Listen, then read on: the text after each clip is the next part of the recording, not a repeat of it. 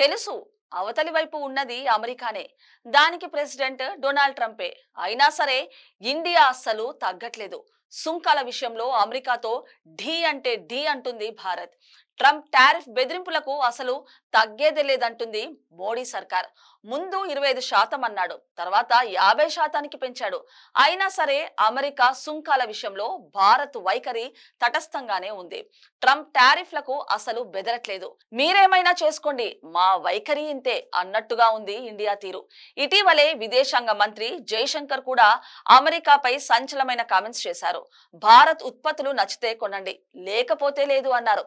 ఆయన వ్యాఖ్యలు చూశాక ట్రంప్ విషయంలో ఇండియా ఓ నిర్ణయానికి వచ్చేసినట్టు తెలుస్తుంది.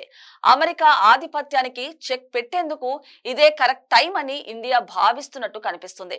అందుకే టారిఫ్లతో ఎంత తన దారికి తెచ్చుకోవాలని చూస్తున్నా ఇండియా మాత్రం అమెరికాకు చిక్కట్లేదు.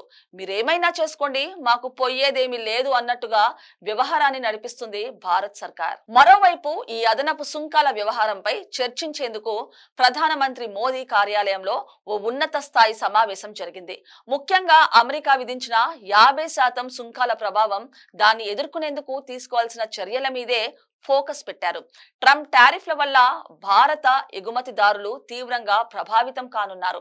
ఆ ప్రభావాలను తగ్గించడానికి ప్రభుత్వం చేపట్టాల్సిన చర్యలపై, ఎగుమతి ఆధారిత యూనిట్ల, చిన్న మధ్యతర పరిశ్రమలు అండగా నిలవడంపై దృష్టి పెట్టనున్నారు. సుంకాల వల్ల ప్రభావితమయ్యే కొన్ని పరిశ్రమలకు ప్రత్యేక మద్దతు అందించే విషయంపైన, ఎగుమతిదారులు ఎదుర్కొంటున్న సమస్యలకు పరిష్కారం, అత్యవసర క్రెడిట్ లైన్ గ్యారంటీ స్కీమ్ లాంటి పథకాలను అందించే ప్రతిపాదనలపైన భారతీయ ఎగుమతిదారులకు మేలు చేసేలా నిర్ణయాలు తీసుకోనున్నారు. అమెరికా మార్కెట్లోకి ఎంటర్ అయ్యే ఉత్పత్తులపై 50% సుంకాలు అమలు కానున్నాయి.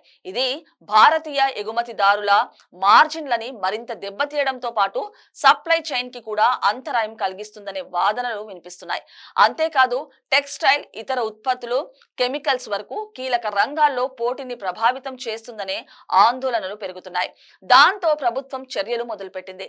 రష్యా నుంచి చమురు దిగుమతులు చేసుకుంటున్నందుకు గాను భారత్ పై సుంకాలు పెంచడం అన్యాయమని, ఇది కరెక్ట్ కాదని ఇప్పటికే భారత విదేశాంగ తీవ్ర అసంతృప్తిని వ్యక్తం చేస్తుంది. ఈ విషయంలో భారత్ తన జాతీయ ప్రయోజనాలను, ఇంధన అవసరాలను బట్టి నిర్ణయాలు తీసుకుంటుందని, ఇతర దేశాల ఒత్తిడికి లొంగదని స్పష్టం చేసింది.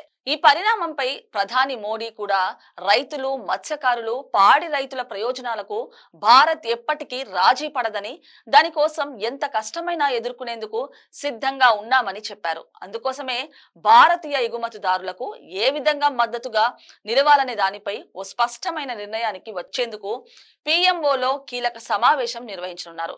ఇప్పటికే ఇండియాతో వాణిజ్యం వల్ల అమెరికాకు కలిగే ప్రయోజనాల్ని వివరించేందుకు భారత్ యుఎస్ లో ఓ లాబియింగ్ టీం ని కూడా రంగంలోకి దించింది. వాళ్ళంతా ట్రంప్ ప్రభుత్వంలో కీలకంగా ఉన్న వారితో చర్చలు జరుపుతున్నారు. వాళ్ళ ద్వారా ట్రంప్ పై ఒత్తిడి పెంచేందుకు ప్రయత్నిస్తున్నారు.